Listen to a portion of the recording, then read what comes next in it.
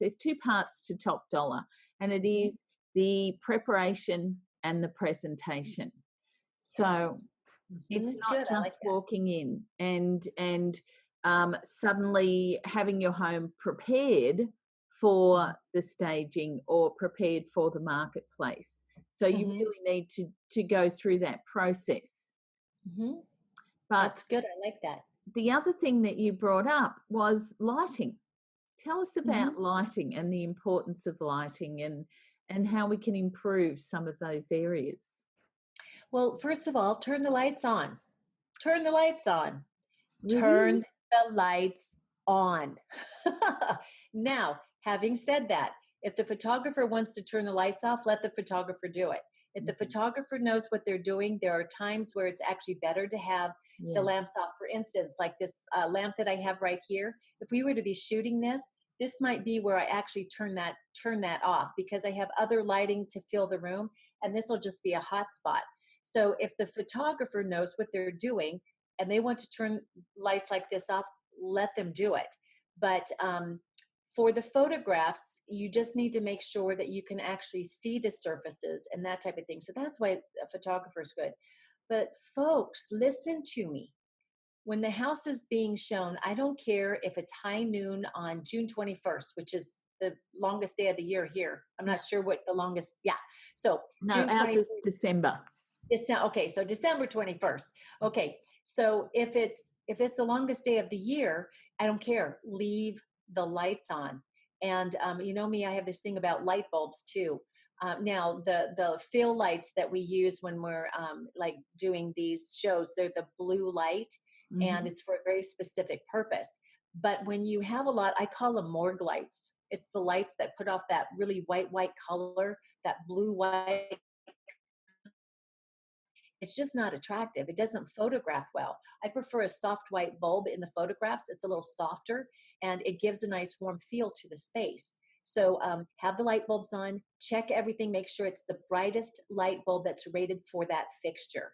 So many times just up inside the lamp there'll be a little sticker. At least that's here in the States. Maybe it is there too. Yeah. That'll say maximum wattage and it'll tell you. Yeah. And that's on every fixture. So if it's a recessed light, generally don't go over 60 watts. Some of them, it's even as low as 25 watts. So, but you want to have the brightest light. It's not the widest light. The widest light does not mean the bright. It'll even here in the States, they call them bright white. Don't use those. You want a Kelvin rating of about 2,700 to 3,000.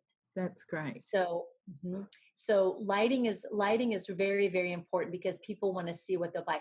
Take the curtains down, take the drapes down, because the sunlight and things. It's so funny. Yes, people want to have a sunlit.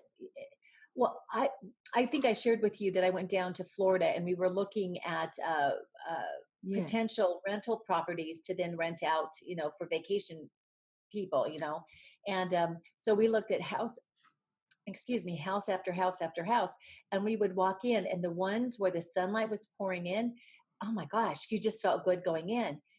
And then there were those you went in, you felt like you were going into a cave, and it was like, who wants to go in there? And the idea was these were vacation homes on the beach, beautiful, beautiful white sandy beaches, and it felt like we were in a cabin up in the mountains. And it was such a disconnect. The stager in me was screaming. I was thinking, pull the window treatments down, take about 2/3 of the furniture out of here. I mean, it was just like the houses needed to breathe. So lighting is really important. When people move in, if they put drapes up, that's okay. The great thing is when you're staging, you don't necessarily have to put the money into that kind of stuff. You can take them down and let your house breathe. So lighting is huge. For the photographs as well as the actual showings.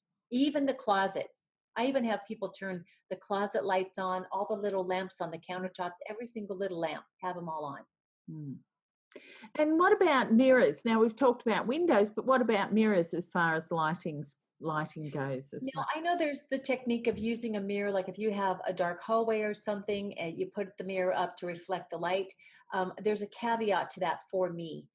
What I do is I experience the mirror. When I first walk into the space, I look at the mirror as whatever the frame is. It's the frame, whatever it reflects is the art. So if Yes. from that mirror, when I first look at it and it's reflecting the beautiful view out onto those beautiful oceans that you guys have in the Gold Coast, keep it, use it. That's fantastic. However, if when you originally glance into that mirror and you see the thermostat and the air return grate, Yeah. no, Yeah. don't put that mirror there. A lot of times I'll see in an empty room, they'll put a rug down in the middle of the room to cover up those beautiful hardwoods, drives me nuts. And then they'll take this huge mirror and lean it above the fireplace, and it reflects the fan and the popcorn ceiling. Mm. I lose my mind. It's like, no, no, no, no, no. Just because Why do they lean things against the fireplace? Is it that they can't drill into the fireplace, or? they don't want to hang them because they're so heavy. Ah, I see. Okay. Yeah. Okay. Got it. So many times that's what'll happen. Mm. So yeah, so mirrors can be beautiful. And I got to tell you, I have a thing. If it's just a frame with a mirror, I don't find that very compelling unless it does have that beautiful view of the outdoors, or if it has a beautiful view of maybe an exquisite chandelier or very artsy chandelier, lighting piece, or maybe it has like a curved stairway that's reflected. I don't care to use them unless it's just a small mirror that has like the large, like usually I'm set up in my studio, and behind me I have my small round mirror with the wood. Yes. The frame is that wide. With this, I love using those all kinds of places. But once you start getting into those larger sheet mirrors, just make sure it's reflecting money. And really, honestly, take your cell phone when you put it. You think I'm going to hang it. Have somebody hold it there. Go back by the door and just take a picture and look at the picture and see, what does that mirror do. If all it does is reflect a blank wall, what have you gained? What have you gained? Right? Yes. So mirrors are tricky. They can be absolutely stunning if used properly. And I totally agree with that. I have done that myself, where I've put a mirror up thinking, oh, this is great. This is going to reflect that piece of art opposite, or it's going to reflect something lovely. But when you walk into the room, you can't see that. And so you've lost that benefit of having the mirror there.